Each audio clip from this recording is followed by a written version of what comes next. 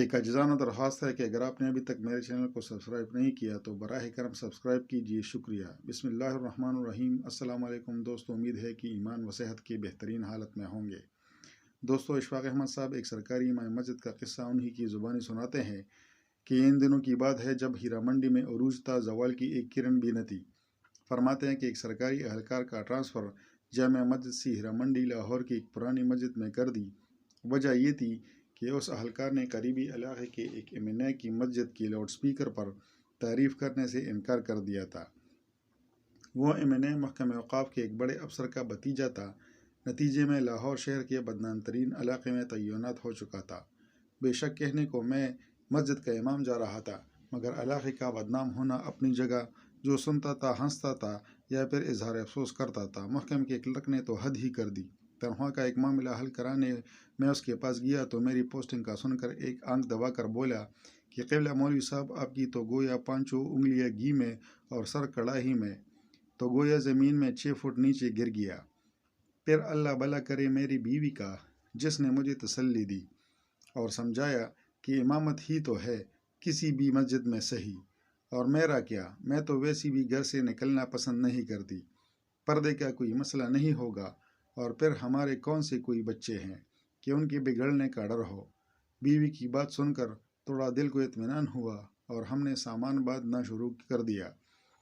बच्चों का जिक्र छिड़ ही गया तो ये बताता चलूँ कि शादी के 18 साल गुजरने के बावजूद अल्लाह ताला ने हमें औलाद जैसी नेमत से महरूम ही रखना मुनासिब समझा था। खैर, अब तो शिकवा शिकायत भी छोड़ चले थे। दोनों मियाँ बीवी जब किसी का बच्चा देखकर दिल दुखता था तो मैं याद इलाही में दिल लगा लेता और वो भली मांस किसी कोने कदरे में मुंह छुपाकर कुछ आंसू बहा लेती। सामान बांधकर हम दोनों मियाँ बीवी ने अल्लाह का नाम लिया और लाहौर जाने के लिए एक प्राइवेट बस में सवार हो गए। बादामी बाग अड्डे पर उतरे और हीरा मंडी जाने के लिए सवारी की तलाश शुरू की। एक तांगे वाले ने मुझे पता बताने पर ऊपर से नीचे तलक देखा और फिर बुरखा में मलबूस औरत साथ देखकर 40 रुपये के एवज ले जाने की हामी भरी। तांगा चला तो कोचवान ने मेरी नाक़िस मालूमात में इजाफा ये कहकर किया कि मियाँ जी, जहाँ आपको जाना है उसे हीरा मंडी नहीं, टिब्बी गली कहते हैं। 15-20 मिनट में हम पहुँच गए। दोपहर का वक्त का शायद बाजार खुलने का वक्त नहीं था। देखने में तो आम सा महल्ला था, वही टूटी फूटी गली। मेले मेले कुर्तों के गलीज दामन से नापाक पहुँचते नंग डड़ंग बच्चे, नालियों में काला पानी और कूड़े के ढेरों पर मंडलाती बेहिसाब मक्खियाँ, सब्जी और फलों के ठेले वाले और उनसे बहस करती खिड़कियों से आधी बाहर लगती औरतें। फ़र्क था तो सिर्फ इतना कि यहाँ सिगरेट और फूलों वालों की दुकानें कुछ ज़्यादा थी। दुकानें तो बंद थी मगर उनके नए पुराने बोर्ड असल कारोबार की खबर दे रहे थे। मस्जिद के सामने तांगा रुका मानो महल्ले वालों की ईद हो गई। पता नहीं किन किन कोने कदरों से बच्चे और औरतें निकलकर जमा होने लगी। मिली जुली आवाज़ों ने आसमान सर पर उठा लिया। अबे नया मौलवी है, बीवी भी साथ है, पिछले वाले से तो बेहतर ही होगा। क्या पता लगता है बहन मर्द का क्या एतबार। हाँ, सच कहती है तू, दाढ़ी वाला मर्द तो और भी ख़तरनाक होता है। अजीब तूफ़ान बदतमीज़ी था। मुकालमों और फ़िक्रों से ये मालूम पड़ता था कि जैसे तवाइफ़ों के महल्ले में मौलवी नहीं, शुरफा के महल्ले में कोई तवाइफ़ वारिद हुई हो। उससे पहले कि मेरे ज़ब्त का पैमाना लबरेज़ होता, खुदा खुश रखे, ग़ुलाम शबीर को जो मौलवी साहब करता दौड़ा आया और हुजूम को वहाँ से भगा दिया। पता चला कि मस्जिद का खादिम है और अरसा 25 साल से अपने फ़राइज़ मनसबी नहायत मेहनत और दीनदारी से अदा कर रहा था। बाई तबीयत खुश हो गई उससे मिल के। दुबला पतला पक्की उम्र का मर्द, लंबी सफ़ेद दाढ़ी, साफ सुथरा सफ़ेद पाजामा कुर्ता, कंधे पर 4 खाने वाला सुर्ख और सफ़ेद अंगूचा, पेशानी पर मेहराब का काला निशान, सर पर सफ़ेद टोपी और नीचे निगाहें। सादा और नेक आदमी और मुँह पे शिकायत का एक लफ्ज़ नहीं। बूढ़ा आदमी था मगर कमाल का हौसला व हिम्मत रखता था। सामान संभाल ले और घर को ठीक करते हफ्ता 10 दिन लग गए। घर क्या था, 2 कमरों का क्वार्टर था। मस्जिद से मुतसिल एक छोटा सा बावर्चीखाना, एक 80 छोटा गौसलखाना और बैतुलखला और एक नन्ना मुन्ना सा सहन। बहरहाल हम मियाँ बीवी को बड़ा घर किस लिए चाहिए था, बहुत था हमारे लिए। बस इर्द गिर्द की इमारतें ऊंचे होने की वजह से तारीकी बहुत थी। दिन 2 बजे भी शाम का सा धुंधलका छाया रहता था। घर ठीक करने में ग़ुलाम शबीर ने बहुत हाथ बिठाई या सफाई करने से दीवारें चूना करने तक तोड़ा को रेदने पर पता चला कि यहाँ आने वाले हर इमाम मस्जिद के साथ ग़ुलाम शबीर घर का काम भी کرتا تھا، بس تنخواہ کے نام پر غریب 2 وقت کا کھانا مانگتا تھا اور رات کو مسجد میں ہی سوتا تھا۔ یوں اس کو رہنے کی جگہ مل جاتی اور مسجد کی حفاظت بھی ہو جاتی۔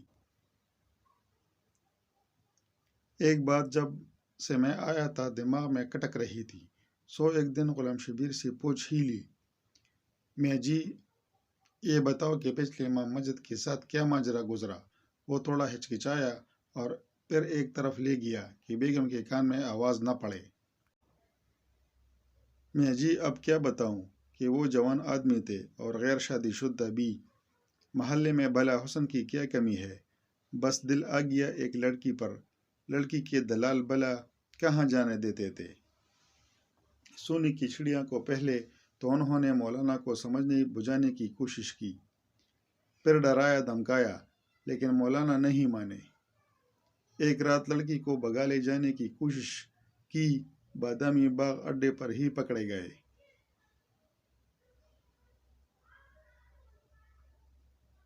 ظالموں نے اتنا مارا پیٹا کہ مولانا جان سے گئے۔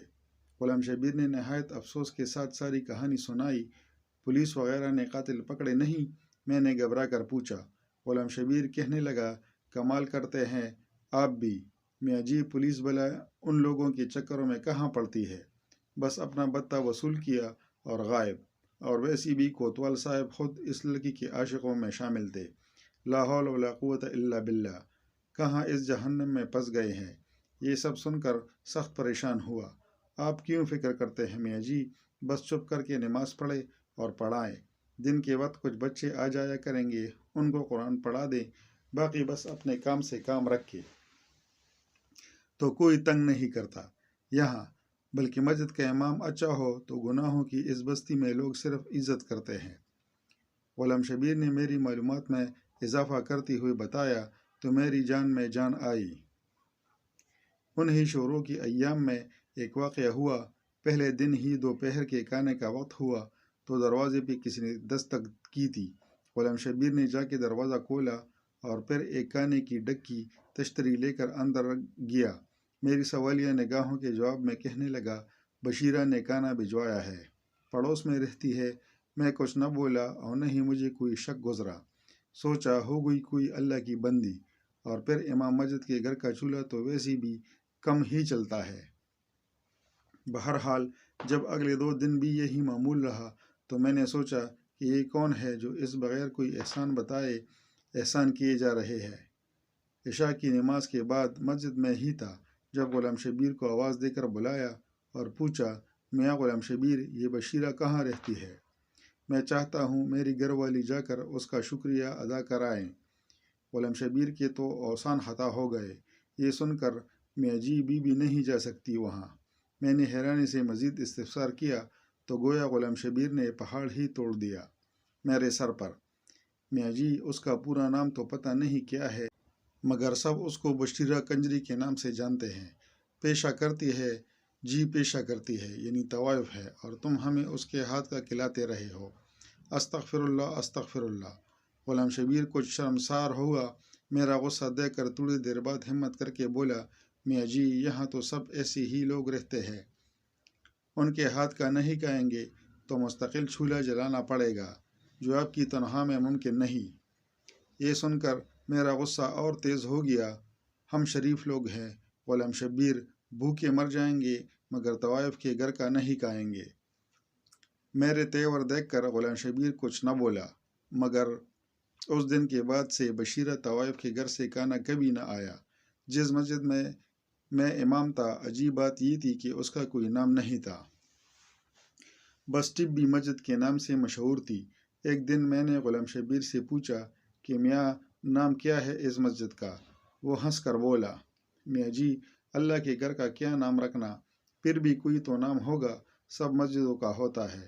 میں کچھ کسیا نہ ہو کے بولا، بس میاں جی بہت نام رکھے، جس فرقے کا مولوی آتا ہے پچھلا نام تبدیل کر کے نیا نام رکھ دیتا ہے، آپ ہی کوئی اچھا سا رکھ دے۔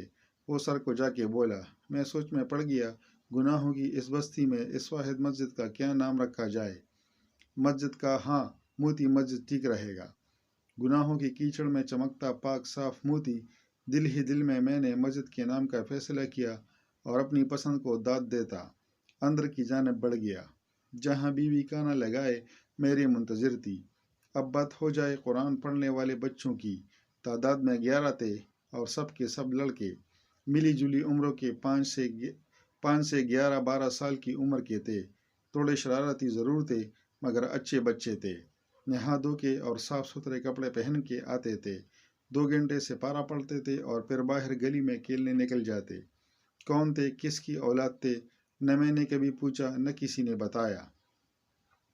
لیکن پھر ایک دن غضب ہو گیا۔ قرآن پڑھنے والے بچوں میں ایک بچہ شوکت نام کا تھا۔ یوں تو اس میں کوئی خاص بات نہ تھی لیکن بس تھوڑا سا زیادہ شرارتی تھا۔ تلاوت میں دل نہیں لگتا تھا، بس آگے پیچھے ہلتا رہتا اور کھیلنے کے انتظار میں لگا رہتا۔ میں بھی درگزر سے کام لیتا کہ چلو بچہ ہے، لیکن ایک دن ضبط کا دامن میرے ہاتھ سے چھوٹ گیا۔ اس دن صبح ہی سے میرے سر میں ایک عجیب درد تھا۔ غلام شبیر سے مالش کرائی، پینوڈال کی 2 گولیاں منگوا کر کھائی، مگر درد زوراور بیل کی مانند سر میں چنگاڑتا رہا۔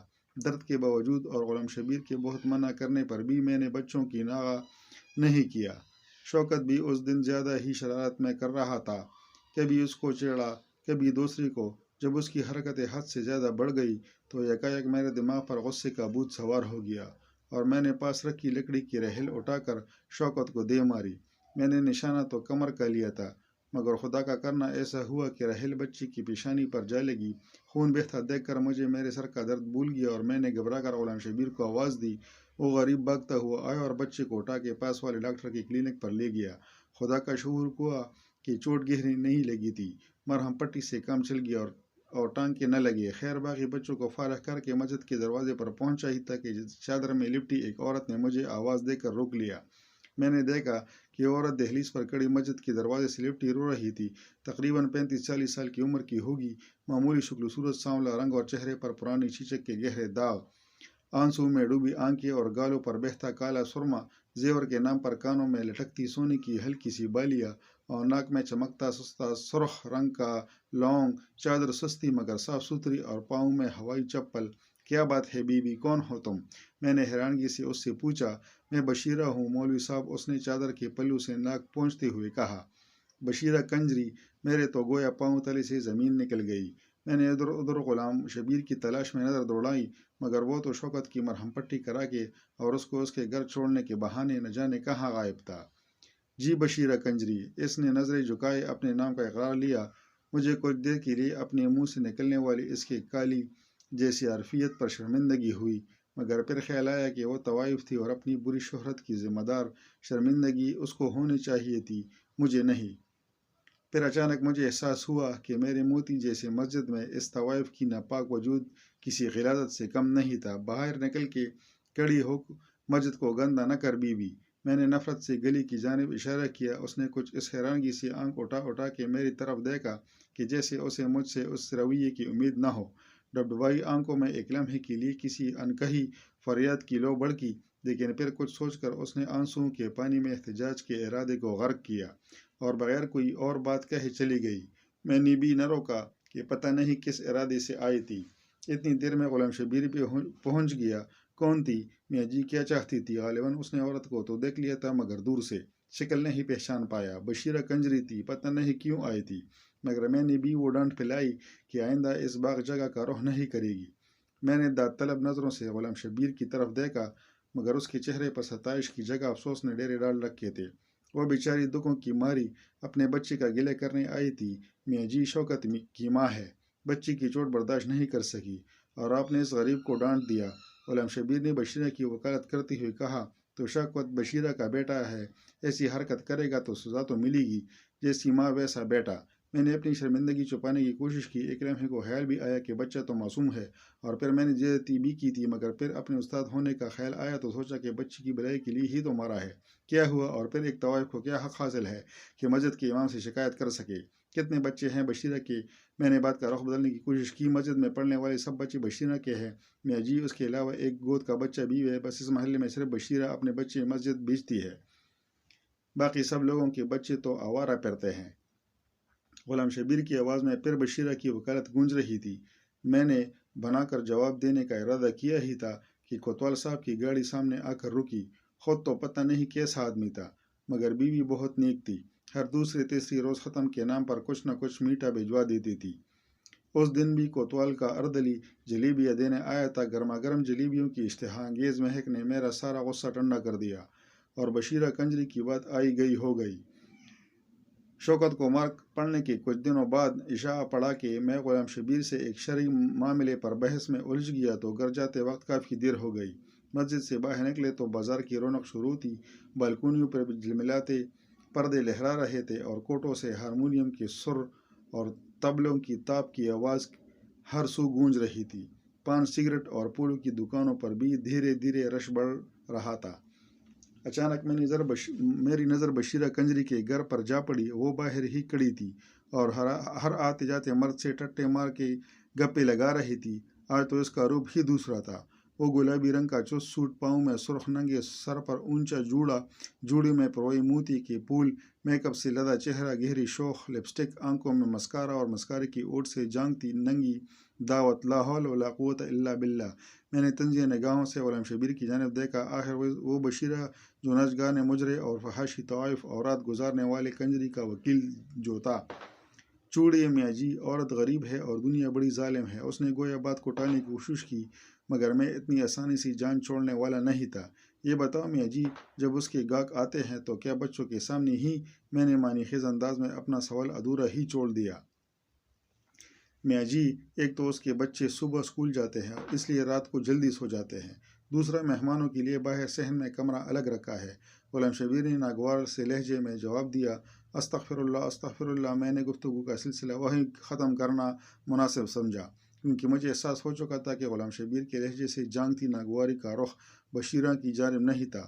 اس کے بعد بشیرہ کا ذکر میرے سامنے تب ہوا جن دنوں میں اپنے اور زوجہ کے لیے حج بیت اللہ کی غرض سے کاغذات بنوا رہا تھا۔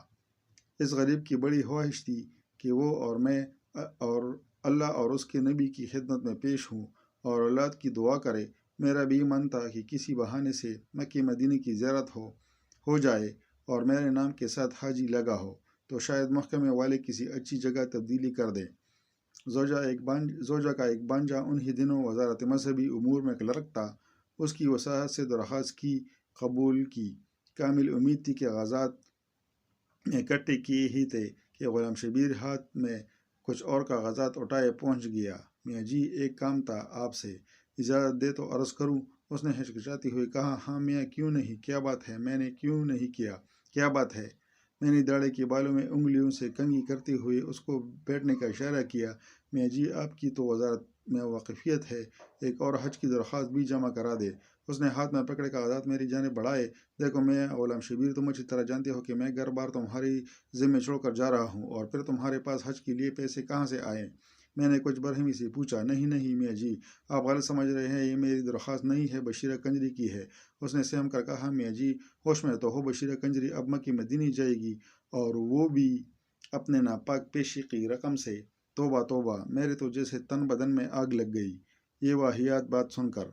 میاں جی، طوائف ہے پر مسلمان بھی تو ہے، اور وہ تو اللہ کا گھر ہے، وہ جس کو بلانا چاہے بلائے، اس کے لیے سب ایک برابر ہے۔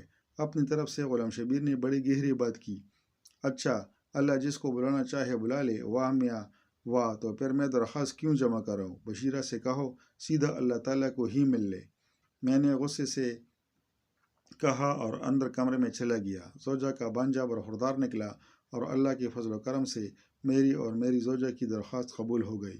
ٹکٹ کے پیسے کم پڑے تو اسی بلی لوگ کے جہیز کے زیور کام آ گئے۔ اللہ کا نام لے کر ہم روانہ ہو گئے۔ احرام باندھا تو گویا عمر بھر کے گناہ اتار کے ایک طرف رکھ دیے۔ اللہ کا گھر دیکھا اور نظر بھر کے دیکھا۔ فرائض پورے کرتے کرتے رمی کا دن آ گیا۔ اگر بہت رش تھا، ہزاروں لاکھوں لوگ ایک ٹھاٹھے مارتا سفید رنگ کا سمندر، اور گرمی بھی بہت تھی، میرا تو دم گھٹنا شروع ہو گیا۔ زوجہ بیچاری کی حالت بھی غیر ہوتی جا رہی تھی۔ اوپر سے غضب کچھ یہ ہوا کہ میرے ہاتھ سے اس غریب کا ہاتھ چھوٹ گیا۔ ساتھ کیا چھوٹا، لوگوں کا ایک ریلا مجھے رکیتتا ہوا پتہ نہیں کہاں سے کہاں لے گیا۔ عجیب حالات تھے، کسی کو دوسرے کا خیال نہیں تھا، ہر کوئی بس اپنی جان بچانے کے چکر میں تھا۔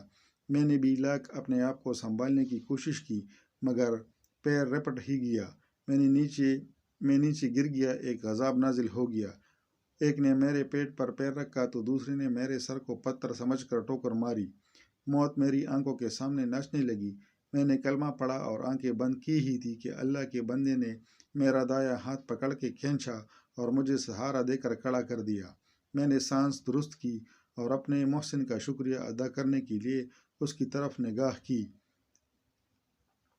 مانو ایک لمحے کے لیے تو بجلی ہی گر پڑی۔ کیا دیکھتا ہوں کہ میرا ہاتھ مضبوطی سے تھامے بشیرہ کنجری سامنے کھڑی مسکرا رہی تھی۔ یہ ناپاک عورت یہاں کیسے آ گئی؟ اس کی حج کی درخواست کس نے اور کب منظور کی؟ میں نے ہاتھ چھڑانے کی بہت کوشش کی مگر کہاں صاحب ایک اپنی گرفت تھی، میں نہیں چھڑا سکا۔ وہ مجھے اپنے پیچھے کھینچتی ہوئی ایک طرف لے گئی۔ اس طرف کچھ عورتیں اکٹھی تھی۔ اچانک میری نظر بیوی پر پڑی جس کی آنکھوں میں آنسو تھے اور وہ بےتاب نگاہوں سے مجمع ٹٹول رہی تھی۔ ہماری نظریں ملی تو سب کچھ بھول گئی۔ میں دوڑ کر اس تک پہنچا اور آنسو پوچھے، کہاں چلے گئے تھے آپ؟ کچھ ہو جاتا تو؟ پریشانی سے الفاظ اس کے گلے میں اٹک رہے تھے۔ بس کیا بتاؤں، آج مرتے مرتے بچا ہوں۔ پتہ نہیں کون سی نیکی کام آ گئی۔ میں تو پاؤں تلے روندا جا چکا تھا اگر بشیرہ نہیں بچاتی۔ میں نے اس کو تسلی دیتے ہوئے کہا، بشیرہ ہماری پڑوسن، بشیرہ وہ یہاں کہاں آ گئی؟ آپ نے کسی اور کو دیکھا ہوگا۔ اس نے حیرانگی سے کہا، ارے نہیں، بشیرہ ہی تھی۔ میں نے ادھر ادھر بشیرہ کی تلاش میں نظر دوڑائی مگر وہ تو جانے کب کی جا چکی تھی۔ بعد میں بھی اس کو بہت بڑا ڈھونڈا مگر اتنے جمع غفیر میں کہاں کوئی ملتا ہے۔ خدا خدا کر کے حج پورا ہوا اور ہم دونوں میں بھی وطن واپس روانہ ہوئے۔ لاہور ایئرپورٹ پر غلام شبیر پولو کے ہاروں سمیت استقبال کو آیا ہوا تھا۔ بہت مبارک باجی، بہت مبارک میں جی، بلکہ اب تو میں آپ کو حاجی صاحب کہوں گا۔ اس نے مسکراتے ہوئے ہم دونوں کو مبارکباد دی تو میری گردن حاجی صاحب کا لقب سن کر اکڑ گئی۔ میں نے خوشی سے سرشار ہوتے ہوئے اس کے کندھے پر تپکی دی اور سامان اٹھانے کا اشارہ کیا۔ ٹیکسی میں بیٹھ کر میں نے مسجد اور گھر کی خیریت دریافت کی تو بشیرہ کا خیال آ گیا۔ میاں غلام شبیر، بشیرہ کی سناؤ۔ میرا اشارہ اس کی حج کی درخواست کے بارے میں تھا۔ اس بیچارے کی کیا سناؤ میاں جی؟ لیکن آپ کو کیسے پتہ چلا؟ اس نے حیرانگی سے میری جانب دیکھا۔ بس ملاقات ہوئی تھی مکی شریف میں۔ میں نے اس کے لہجے میں چھپی اداسی کو اپنی غلط فہمی سمجھا۔ مکی شریف میں ملاقات ہوئی تھی؟ مذاق نہ کرے میاں جی، بشیرہ تو آپ کے جانے کے اگلے ہی دن قتل ہو گئی تھی۔ اس نے گویا میرے سر پر بم پھوڑا۔ قتل ہو گئی تھی؟ میں نے چمبے سے پوچھا۔ جی میاں جی، بیچاری نے حج کے لیے پیسے جوڑ رکھے تھے۔ اس رات کوئی گاہک آیا اور پیسوں کے پیچھے قتل کر دیا۔ غریب کو ہمیں تو صبح پتہ چلا جب اس کے بچوں نے شور مچایا تو سب اکٹھے ہو گئے۔ پولیس والے بھی پہنچ گئے اور اس کی لاش پوسٹ مارٹم کے لیے لے گئے۔ ابھی کل ہی میں مردہ خانے سے میت لے آیا ہوں۔ آج ہی تدفین کی۔ غلام شبیر کی آواز آنسو میں بھیگ رہی تھی۔ قاتل کا کچھ پتہ چلا؟ میں ابھی حیرانگی کی گرفت میں تھا۔ پولیس کے پاس اتنا وقت کہاں میاں جی کہ طوائفوں کے قاتلوں کو ڈھونڈتے؟ اس بیچارے کی تو نماز جنازہ میں بھی 3 افراد تھے، میں اور 2 گورکن، اس نے افسوس سے ہاتھ ملتے ہوئے کہا، اور اس کے بچے ان کا بتائے؟ میں نے اپنی آنکھوں میں امڑتی نمی پونچھتے ہوئے دریافت کیا۔ کوئی لڑکا پیدا ہوتا ہے تو زیادہ تر اسے راتوں رات اٹھا کر کوڑے کے ڈھیر پر پھینک دیا جاتا ہے۔ وہ سب ایسے ہی بچے تھے۔ بشیرہ سب جانتی تھی کہ اس کے ہاں بچہ ہونے والا ہے۔ بس لڑکا ہوتا تو اٹھا کر اپنے گھر لے آتی۔ کہنے کو تو طائف تھی مگر میاں جی میں گواہ ہوں، غریب جتنا بھی کماتی بچوں پہ خرچ کر دیتی۔ بس تھوڑے بہت الگ کر کے حج پہ جانے کے لیے جمع کر رکھے تھے، وہ بھی اس کا قاتل لوٹ کر گیا۔ یہ بتاؤ غلام شبیر، جب میں نے اس کی درخواست جمع کرانے سے انکار کیا تو اس نے کیا کہا؟ مجھ پہ حقیقتوں کے در کھلنا شروع ہو چکے تھے۔ بس میاں جی کیا کہتی؟ بیچاری آنکھوں میں آنسو آ گئے، آسمان کی جانب ہاتھ اٹھائے اور کہنے لگی، بس تو ہی اس کنجری کو بلائے تو بلا لے۔ مجھ پر تو پوچھو گڑو پانی پڑ گیا۔ تعصب کی ایک آندھی چل رہی تھی، ہوا کے دوش میری خطائیں اڑا رہی تھی، گناہوں کی مٹی چل رہی تھی اور میری آنکھیں اندھیائی جا رہی تھی۔ اب کیوں روتے ہو میاں جی، آپ تو ناپاک کہتے ہیں نا؟ حیرانگی سے میری آنسو سے داڑھی تر دیکھتے ہوئے غلام شبیر نے کہا۔ کیا کہوں غلام شبیر کی کیوں روتا ہو؟ وہ ناپاک نہیں تھی، ناپاک تو ہم ہیں جو دوسروں کی ناپاکی کا فیصلہ کرتے پھرتے ہیں۔ بشیرہ تو اللہ کی بندی تھی، اللہ نے اپنے گھر بلا لیا۔ میری ندامت بری ہچکیاں بند ہونے کا نام نہیں لے رہی تھی اور غلام شبیر نہ سمجھتی ہوئی مجھے تسلی دیتا رہا۔ ٹیکسی محلے میں داخل ہوئی اور مسجد کے سامنے کھڑی ہو گئی۔ میں اترا ہی تھا کہ بشیرہ ان کے دروازے پر نظر پڑی۔ ایک بڑا ہجوم اکٹھا تھا۔ وہاں کیا بات ہے غلام شبیر؟ لوگ اب کیوں اکٹھے ہیں؟ میاں جی میرے خیال میں عیدی سینٹر والوں کو لے کے آئے پولیس والے، اور وہی لوگ بچوں کو لے جائیں گے، اور غریبوں کی کوئی دیکھ بھال کرنے والا نہیں ہے۔ غلام شبیر نے کچھ سوچتے ہوئے کہا۔ میں نے زوجہ کا ہاتھ پکڑا اور غلام شبیر کو پیچھے آنے کا اشارہ کرتے ہوئے بشیرہ کے دروازے کی جانب بڑھ گیا۔ کہاں چلے میاں جی؟ غلام شبیر نے حیرانگی سے پوچھا۔ بشیرہ کے بچوں کو لینے جا رہا ہوں، آج سے وہ میرے بچے ہیں، اور ہاں، مسجد کا نام میں نے سوچ لیا ہے، آج سے اس کا نام بشیرہ نور مسجد ہے۔ اللہ اکبر! بعض فیصلے ایسے ہیں کہ جو صرف آسمان والے کو ہی سجتے ہیں۔ دنیا والے آج کے دور میں غریب کو گنہگار اور امیر کو نیکوکار حاجی صاحب کہتے ہیں۔